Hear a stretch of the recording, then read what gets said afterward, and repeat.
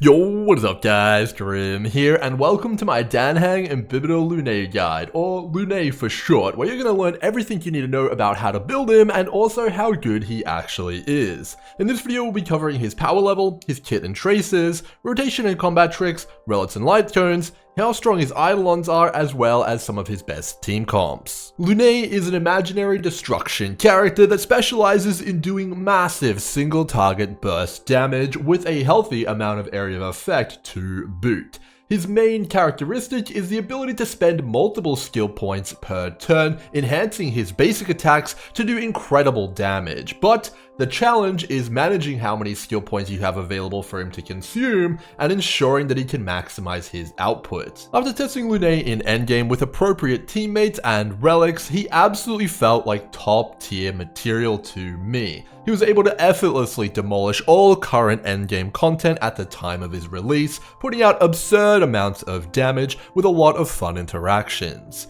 If a interesting skill point management playstyle appeals to you and you like his design, he's absolutely someone I'd recommend looking into.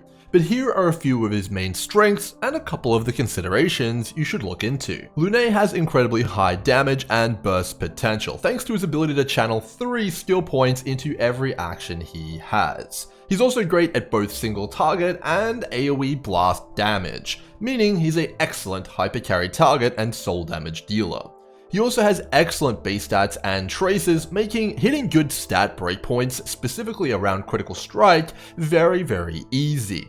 He also has great multiple different gear sets that he can choose from, and has good 4 and 5-star support options, making him a little bit more friendly for free to play. As for a few considerations, Lunae's signature light cone is incredible for him, and does a lot to empower him and smooth out his kit. And as such, he'd love to have it if you can get it for him. Although there are some other good free-to-play options, his signature definitely takes the cake. Lunae is the king of skill point consumption, and in order to achieve his maximum damage potential, you're going to need to supply him with quite a few, meaning you'll have to get your skill point management on point. Due to his skill point requirements, team building is a bit of a balancing act, with you wanting to bring more skill point positive supports, making him a bit of a different beast for team building than other characters, and you might need to invest in some new characters you haven't used previously. Finally, Lunae can be a little bit challenging to play on auto, because the AI likes to use skill points on other characters who you wouldn't normally like to, limiting his overall damage potential,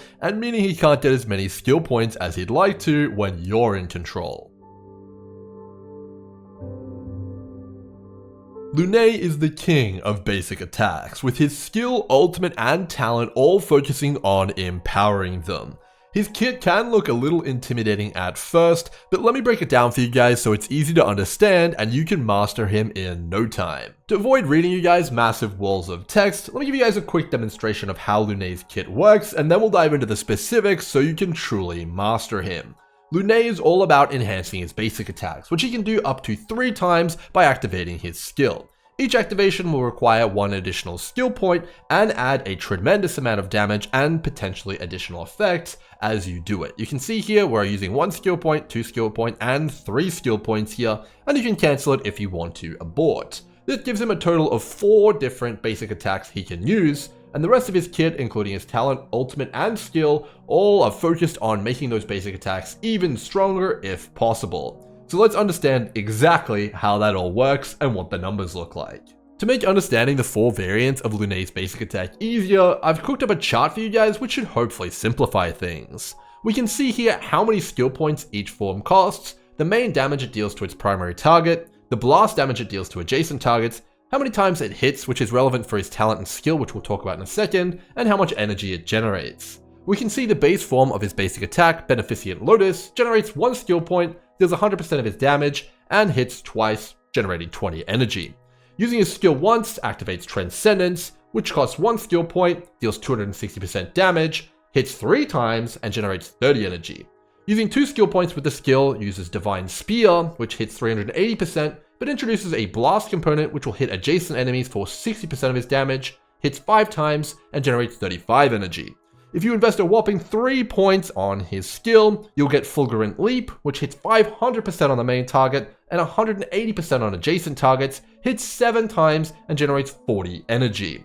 Using this chart, you should get a pretty good idea of what his most powerful abilities are. You want to be maxing out that 3 skill points if you can, but there's also some other decent options. Lunae's skill, outside of granting him the ability to enhance his basic attacks we just discussed, also has another passive effect. When using his 2-cost and 3-cost basic attacks, he gains a crit damage buff for a portion of the strikes they deal to the enemy. This buff is called Dominating Roar, and you can get a total of 4 stacks. The catch is, you can only begin accumulating stacks from the 4th hit of both Fulgurant Leap and Divine Spear.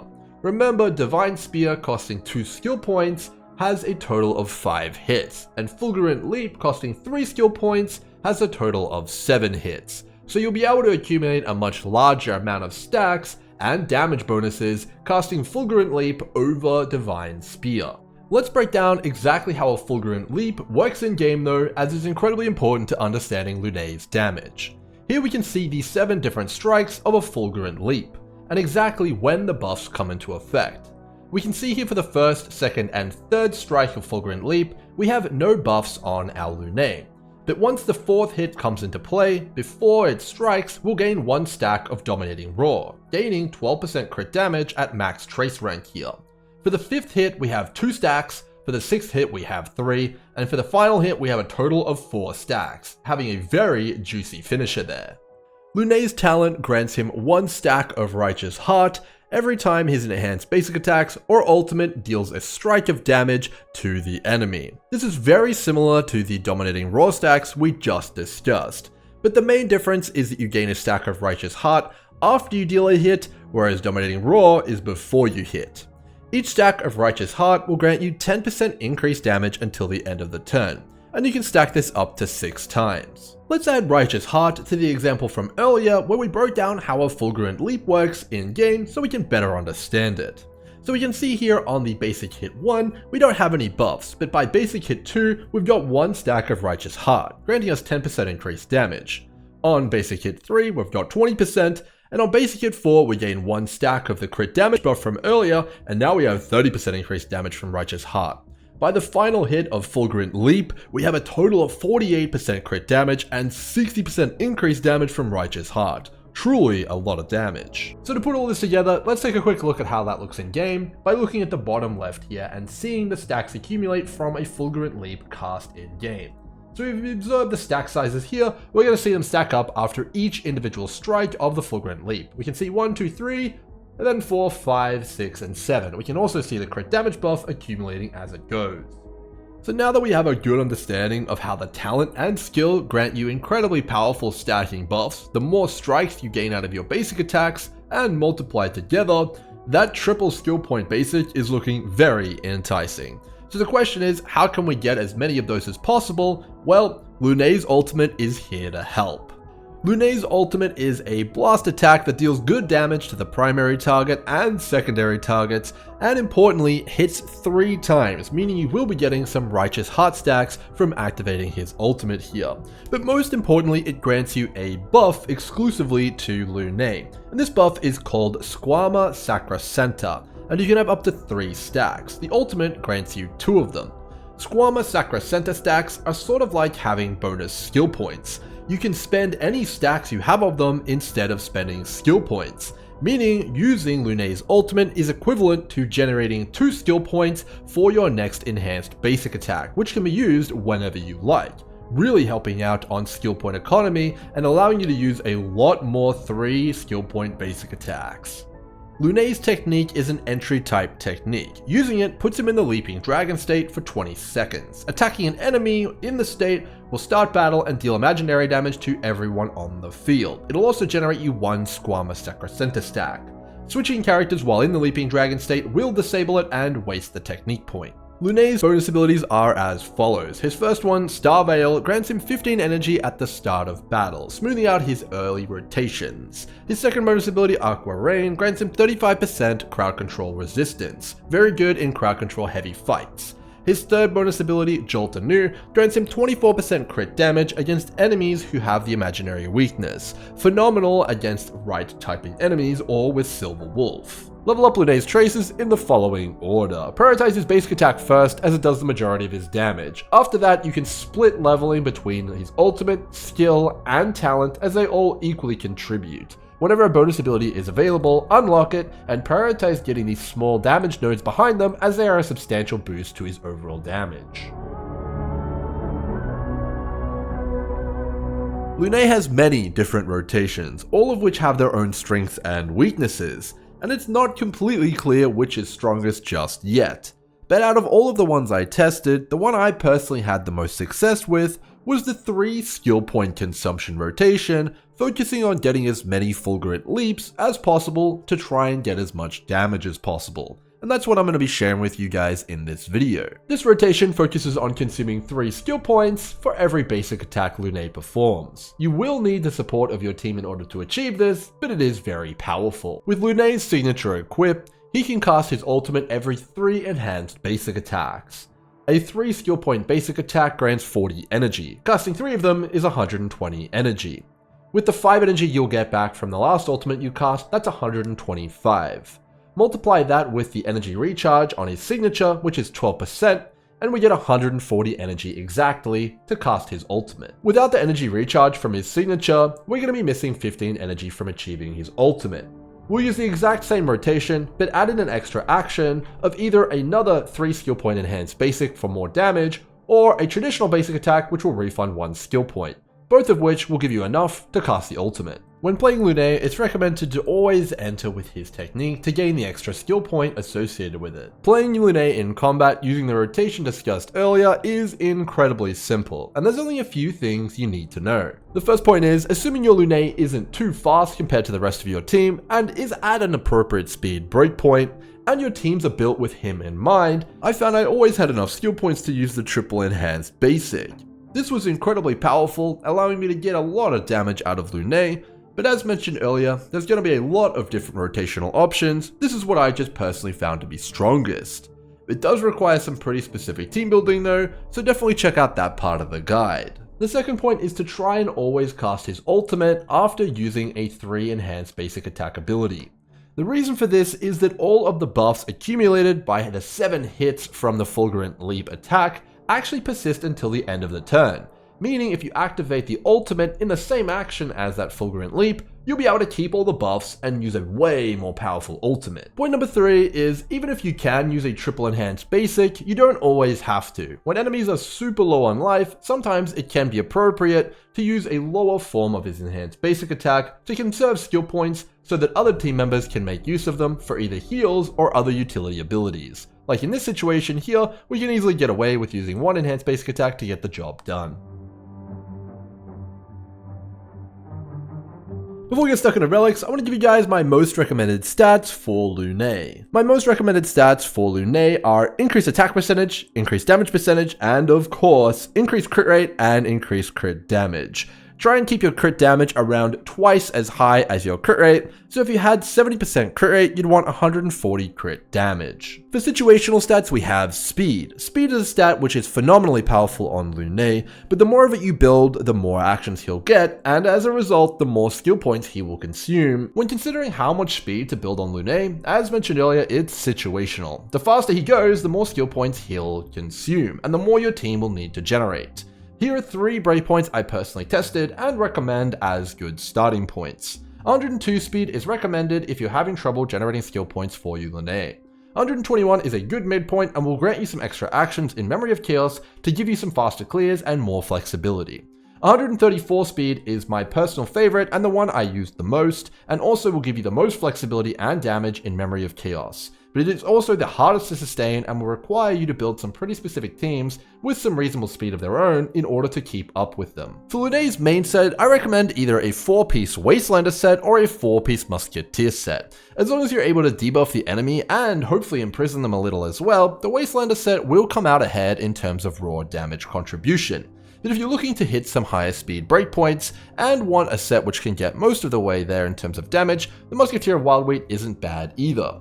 For some other viable alternatives, you can also use a 2-piece Wastelander and 2-piece Musketeer set, or a 2-piece Wastelander and 2-piece Hackerspace set, or finally a 2-piece Musketeer and 2-piece Hackerspace set. But all the alternatives are definitely behind the 2 recommended sets. For planar ornaments, my main recommendation is Redolent Arena, but just remember you do need to hit that 70% crit requirement, which can sometimes be a little bit challenging. For alternatives, if you're playing the speed-based build and can hit 120 speed, Space Dealing Station can also be an option, but losing the crit rate as well as the damage is definitely not ideal, so it's definitely behind Redolent Arena. Inolitz Soto is also a reasonable option if you don't have access to a good Redolent Arena set and you're not able to satisfy the Space Dealing Station speed requirement. For Lunae's main stats, on the body armor, go for either crit damage or crit rate, depending on which one you need more. For the boots, you can go for attack percentage or speed, depending on whether or not you want a fast or slow Imbibitor Lunae. For the sphere, you can go for imaginary percentage or attack percentage. Most of the time, imaginary percentage will win out a little bit, but either one of them is good. Go for the one with the better substats. On the rope, use attack percentage. When hunting for substats, speed, crit rate, crit damage, and attack percentage are all phenomenal. But remember, you only need enough speed to hit your desired breakpoint, or if you want base speed Lunae, none at all. And you don't want to overcap on crit rate if you're getting close to 100%. Lunae's best in slot light cone is of course his signature. As mentioned earlier, the increased energy recharge rate can take his 4-action rotation down to a 3-action rotation.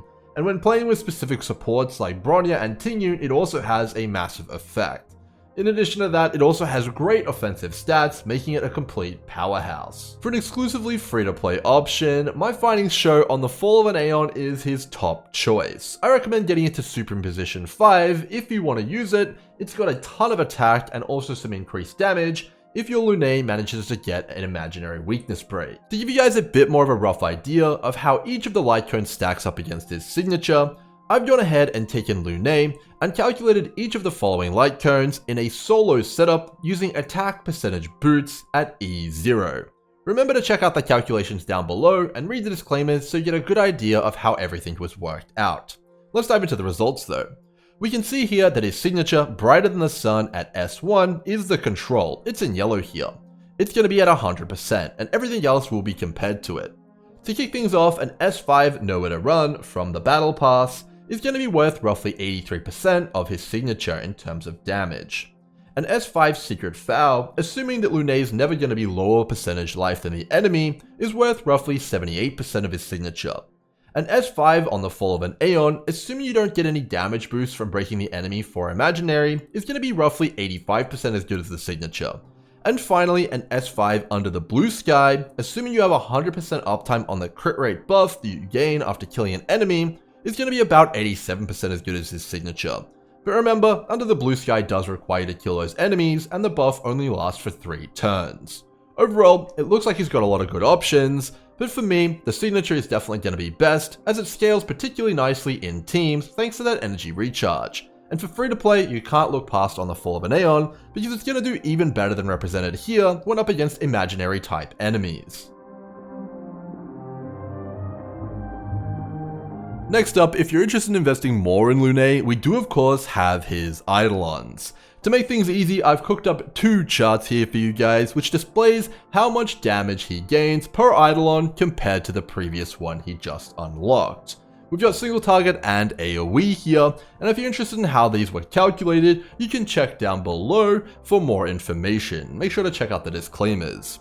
The main takeaway is that his E2 Imperium on Cloud 9 is absolutely crazy, and one of the strongest Eidolons I've actually seen. It does double down on his theming though, which does make it a bit interesting.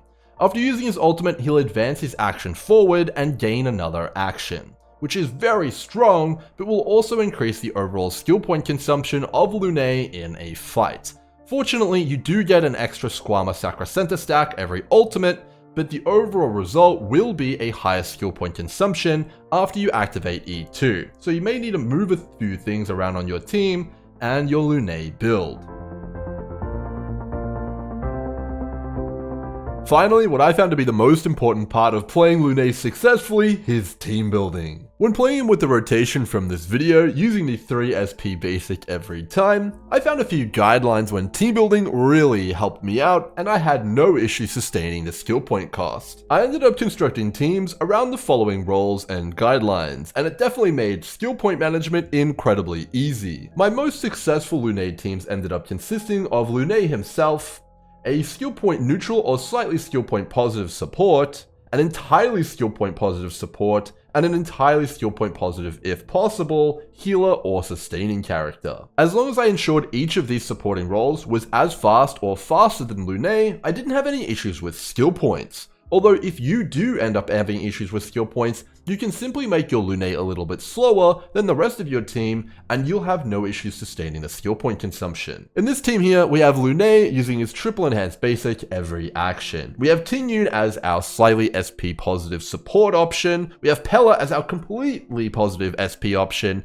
and Luocha as our completely positive SP sustainer. And overall, I had no issues with SP, with all these teammates at the same speed of 134 speed. Here's a completely alternative team comp to give you guys a bit more of an idea of how things work. We've got Lunae as our triple enhanced basic spammer, we've got Yukong as a slightly SP positive support, using her skill right before her ultimate each time to give Lunae a burst window. We've got Japad as our entirely SP positive support, providing some defense, and Bailu hopefully as our entirely positive SP healer here. What happens though if you don't have access to one of these incredibly powerful SP positive healers? Well, in this team in the background here, we have Lunae doing what he does best, Tinyun here as the slightly SP positive, Trailblazer Fire as the entirely SP positive support, and Natasha here as a slightly SP positive healer. Now, overall, these skill points unfortunately won't work too easily. Lunae won't have the skill points he needs if he's the same speed as the rest of the team. For example, if everyone here was 134 speed, he would run out of skill points. The easy solution to this is just make Lunae a little bit slower by 1 or 2 speed breakpoints. This is easily achieved by swapping out his speed boots, if you're running them, for attack boots. This will give Natasha in this case a lot more skill points to use for healing, and Lunae will be consuming a whole less, and you won't lose too much damage. To finish us off, I wanted to talk about the strongest units I found in testing for each of the 3 supporting positions for Lunae. For the SP neutral or slightly positive category, I found that Yukong was incredibly powerful. Using her skill right before her ultimate becomes available grants him a big burst window, and you can use the basic attack in the meantime to generate SP. Thanks to her imaginary damage boosting bonus ability and the ability for her to run Planetary Rendezvous, she also provides a ton of damage, which was very welcome. Tinyun was absolutely phenomenal. Her ultimate grants Imbibitor Lunae additional energy, and this means he'll get more ultimates and recover more skill points. She also is slightly SP positive, and the attack boost is well welcome. Silverwolf is of course slightly SP positive as well, and provides imaginary weakness. This turns on Lunae's bonus ability to get extra crit damage, and will also allow him to break for imaginary, turning on the Wastelander set second ability. Overall, she's a great pick, and I really had a lot of success with her. Finally, Bronya actually does work very nicely with Lunae, but she's a bit of a special case. If you're interested in Bronya teams with Lunae, check out my team building video, which will be coming up in a few days, and really understand the potential of Bronya. I found for the entirely SP positive role, spamming only basic attacks, if you're looking for defense, Japad and Trailblazer Fire are great options with their shields. The only challenge is getting them fast enough, so if they end up slower than your Lunae, you might need to slow down your Lunae to match them if you're having trouble with skill point generation. For offense, I found that Pella is the safest option. She can spam her basic attacks and provide a phenomenal ultimate and some good utility, a big multiplier to Lunae. If you're looking to get even more aggressive though, Yukong can also be played entirely SP positive, utilizing her bonus ability to grant imaginary damage and the Planetary Rendezvous light cone. If you have E6 as well, her ultimate suddenly becomes an SP positive option, making her even more powerful. As for the sustaining slot, I found that Luocha and Japad were my best options. They're fully able to keep the team up with just their basic attacks, although I did find Luocha a little stronger. I found that Bailu was next best, able to keep the team up most of the time with her basic attacks, but in the meantime she did have to use a few skills. Utilizing a support like Tinyun, who can grant Lunae extra energy to gain a few skill points, is advised. Finally, Natasha I had a few troubles with. I had to slow my Lunae down to allow her to get a few more skill points to keep the team alive, so that's recommended if you're using Natasha. Hopefully you guys have enjoyed my Dan Heng Imbibitor Lunae guide, and good luck with your pulls. Until next time, Cheers.